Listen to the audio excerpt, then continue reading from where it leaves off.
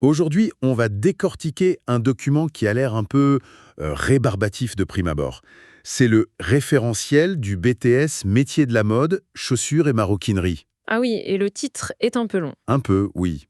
Mais notre but, c'est de voir ce qui se cache vraiment derrière, de transformer ce texte un peu administratif en une vision beaucoup plus claire de ce qu'est la formation, ce qu'on y apprend et surtout les métiers qu'on peut faire avec. Et c'est important de le faire, parce que ce document, ce n'est pas juste un programme scolaire écrit dans un bureau, c'est vraiment la réponse de l'éducation nationale à des besoins très concrets de l'industrie. C'est-à-dire qu'il a été coécrit avec des entreprises. Tout à fait.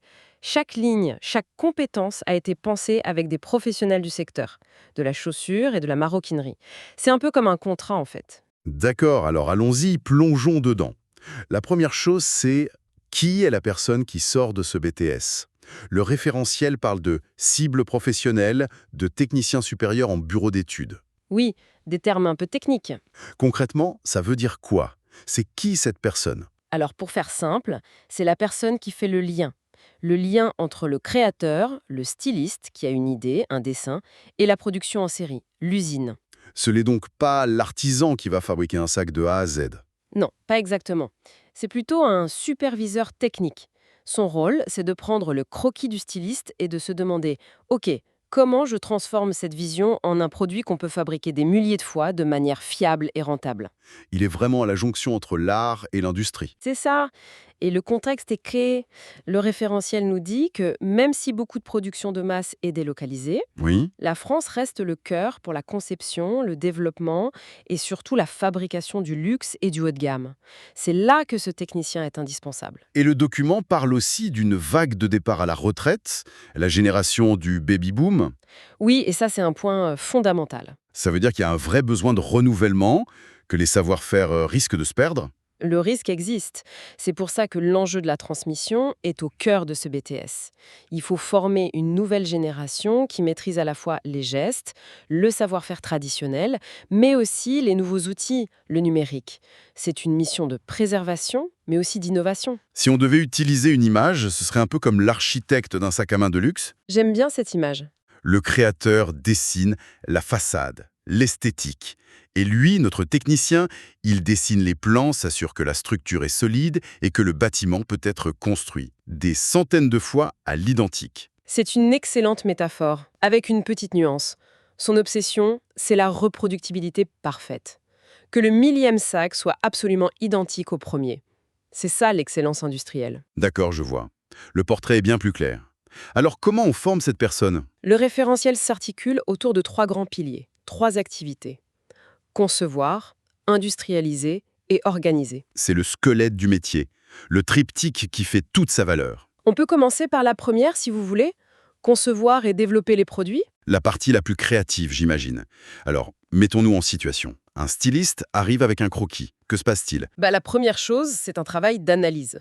Le technicien doit décoder l'intention du créateur, comprendre l'ADN de la marque, puis il commence la traduction. La traduction. Oui, la traduction d'une idée en 2D en un objet technique en 3D. Il va créer ce qu'on appelle le dossier de définition. Ce sont les plans techniques détaillés de chaque pièce, chaque couture. La notice de montage, en quelque sorte. C'est ça, avant même que l'objet existe. Et à partir de là, il va superviser la fabrication du tout premier exemplaire, le prototype. Le moment de vérité. Exactement. C'est là qu'on voit si l'idée est réalisable. Et c'est là aussi, j'imagine, qu'il faut parfois dire au créateur « Ton idée est géniale, mais techniquement, ça ne va pas tenir » ou « Cette anse ne sera pas du tout confortable ». Absolument. C'est un dialogue permanent. Le référentiel a une jolie formule pour ça. La tâche 1.9. Réaliser des essais au portée. Ah oui. En clair, on teste le produit. On met des choses dans le sac, on marche avec les chaussures pour vérifier le chaussant, le confort. Si ça ne va pas, le rôle du technicien n'est pas de dire non, mais de proposer une solution. D'accord. Donc on a notre prototype. Il est parfait, il est validé. Mais un seul exemplaire, ça ne suffit pas.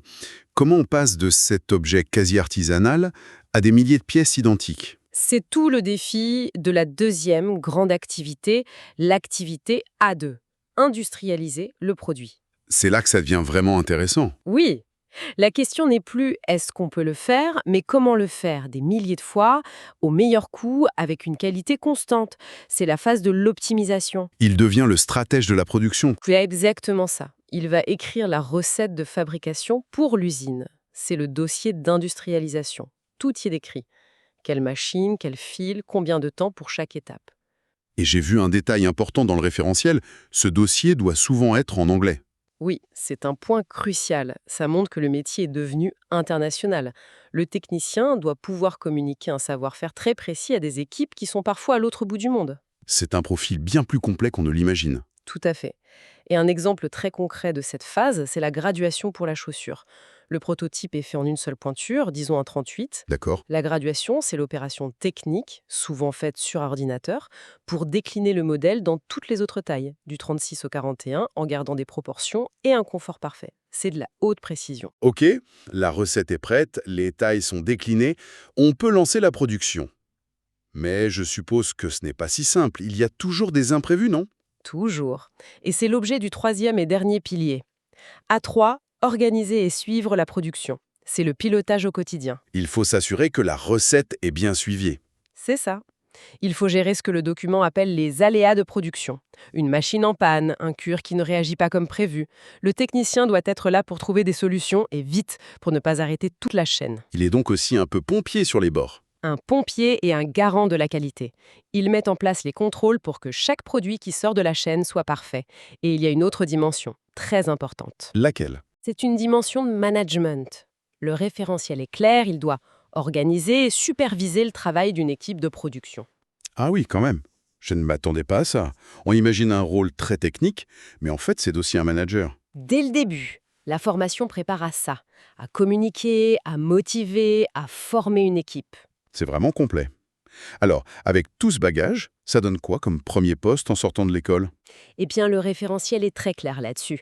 Ça dépend un peu des affinités de chacun. Pour quelqu'un qui aime la création, le prototypage, il y a le poste d'assistant en conception. Très axé sur la première activité. Exactement. Pour celui qui est fasciné par l'optimisation, la résolution de problèmes, il y a le poste de chargé d'industrialisation. Le cœur de la deuxième activité. Voilà.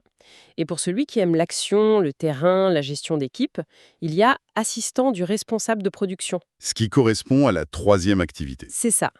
Et il faut ajouter que dans les PME, les petites et moyennes entreprises, une même personne peut faire les trois à la fois. C'est là que la polyvalence est reine. Et après quelques années, on peut évoluer, hein? Bien sûr.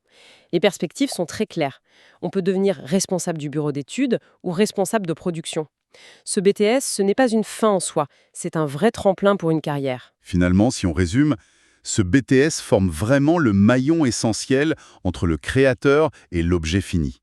Un profil technique, organisé, un peu créatif aussi, qui garantit que la qualité et l'esprit d'une marque sont respectés à grande échelle. C'est la synthèse parfaite. Les 3 mots à retenir sont ceux des 3 activités.